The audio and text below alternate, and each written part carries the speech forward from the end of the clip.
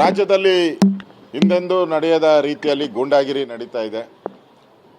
ಸ್ವತಃ ಮುಖ್ಯಮಂತ್ರಿಗಳೇ ಎಲ್ಲರನ್ನೂ ಕರ್ಕೊಂಡೋಗಿ ಸಭಾಪತಿಗಳ ಚೇಂಬರ್ಗೆ ಹೋಗಿ ಬಲವಂತವಾಗಿ ಸುಮಾರು 1 ಗಂಟೆಗಳ ಕಾಲ ಅಲ್ಲಿ ಬಲವಂತ ಮಾಡಿ ರಾಜೀನಾಮೆ ಪಡೆದಿರುವಂಥದ್ದು ಕರ್ನಾಟಕದ ವಿಧಾನ ಪರಿಷತ್ಗೆ ಒಂದು ರೀತಿ ಕಳಂಕ ಇದು.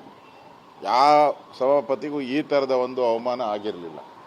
ಮೊದಲು ಕಾಂಗ್ರೆಸ್ ಲೆಟರ್ಡಲ್ಲೇ ಘೋಷಣೆ ಮಾಡಿರೋದು ದೊಡ್ಡ ಅಪರಾಧ, ಅದು ಸಂವಿಧಾನಕ್ಕೆ ವಿರೋಧವಾಗಿ ಸಂವಿಧಾನಕ್ಕೆ ಅಪಚಾರ ಮಾಡಿದ್ದಾರೆ. ಈಗ ಮತ್ತೆ ಈ ಸರ್ಕಾರ, ಕಾಂಗ್ರೆಸ್ ಸರ್ಕಾರ ಅಂದರೆ ಗೂಂಡಾ ಸರ್ಕಾರ, ಈ ಗೂಂಡಾಗಿರಿಯನ್ನು ಮಾಡಿ ಇವತ್ತು ಸಭಾಪತಿಯವರ ರಾಜೀನಾಮೆ ಪಡೆದಿರೋದು ಶೋಭೆ ಅಲ್ಲ.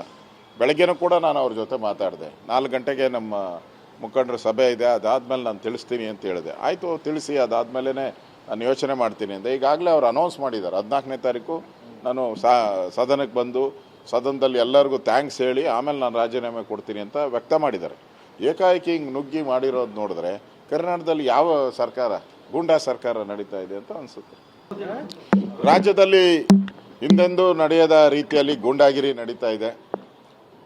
ಸ್ವತಃ ಮುಖ್ಯಮಂತ್ರಿಗಳೇ ಎಲ್ಲರನ್ನೂ ಕರ್ಕೊಂಡೋಗಿ ಸಭಾಪತಿಗಳ ಚೇಂಬರ್ಗೆ ಹೋಗಿ ಬಲವಂತವಾಗಿ ಸುಮಾರು 1 ಗಂಟೆಗಳ ಕಾಲ ಅಲ್ಲಿ ಬಲವಂತ ಮಾಡಿ ರಾಜೀನಾಮೆ ಪಡೆದಿರುವಂಥದ್ದು ಕರ್ನಾಟಕದ ವಿಧಾನ ಪರಿಷತ್ಗೆ ಒಂದು ರೀತಿ ಕಳಂಕ ಇದು.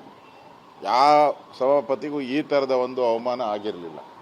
ಮೊದಲು ಕಾಂಗ್ರೆಸ್ ಲೆಟರ್ಡಲ್ಲೇ ಘೋಷಣೆ ಮಾಡಿರೋದು ದೊಡ್ಡ ಅಪರಾಧ, ಅದು ಸಂವಿಧಾನಕ್ಕೆ ವಿರೋಧವಾಗಿ ಸಂವಿಧಾನಕ್ಕೆ ಅಪಚಾರ ಮಾಡಿದ್ದಾರೆ. ಈಗ ಮತ್ತೆ ಈ ಸರ್ಕಾರ, ಕಾಂಗ್ರೆಸ್ ಸರ್ಕಾರ ಅಂದರೆ ಗೂಂಡಾ ಸರ್ಕಾರ, ಈ ಗೂಂಡಾಗಿರಿಯನ್ನು ಮಾಡಿ ಇವತ್ತು ಸಭಾಪತಿಯವರ ರಾಜೀನಾಮೆ ಪಡೆದಿರೋದು ಶೋಭೆ ಅಲ್ಲ.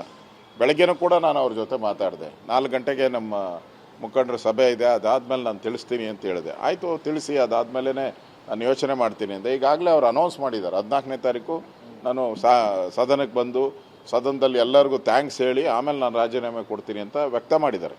ಏಕಾಏಕಿ ಹಿಂಗೆ ನುಗ್ಗಿ ಮಾಡಿರೋದು ನೋಡಿದ್ರೆ ಕರ್ನಾಟಕದಲ್ಲಿ ಯಾವ ಸರ್ಕಾರ, ಗೂಂಡಾ ಸರ್ಕಾರ ನಡೀತಾ ಇದೆ ಅಂತ ಅನಿಸುತ್ತೆ. ರಾಜ್ಯದಲ್ಲಿ ಹಿಂದೆಂದೂ ನಡೆಯದ ರೀತಿಯಲ್ಲಿ ಗೂಂಡಾಗಿರಿ ನಡೀತಾ ಇದೆ. ಸ್ವತಃ ಮುಖ್ಯಮಂತ್ರಿಗಳೇ ಎಲ್ಲರನ್ನೂ ಕರ್ಕೊಂಡೋಗಿ ಸಭಾಪತಿಗಳ ಚೇಂಬರ್ಗೆ ಹೋಗಿ ಬಲವಂತವಾಗಿ ಸುಮಾರು 1 ಗಂಟೆಗಳ ಕಾಲ ಅಲ್ಲಿ ಬಲವಂತ ಮಾಡಿ ರಾಜೀನಾಮೆ ಪಡೆದಿರುವಂಥದ್ದು ಕರ್ನಾಟಕದ ವಿಧಾನ ಪರಿಷತ್ಗೆ ಒಂದು ರೀತಿ ಕಳಂಕ ಇದು. ಯಾವ ಸಭಾಪತಿಗೂ ಈ ಥರದ ಒಂದು ಅವಮಾನ ಆಗಿರಲಿಲ್ಲ. ಮೊದಲು ಕಾಂಗ್ರೆಸ್ ಲೆಟರ್ಡಲ್ಲೇ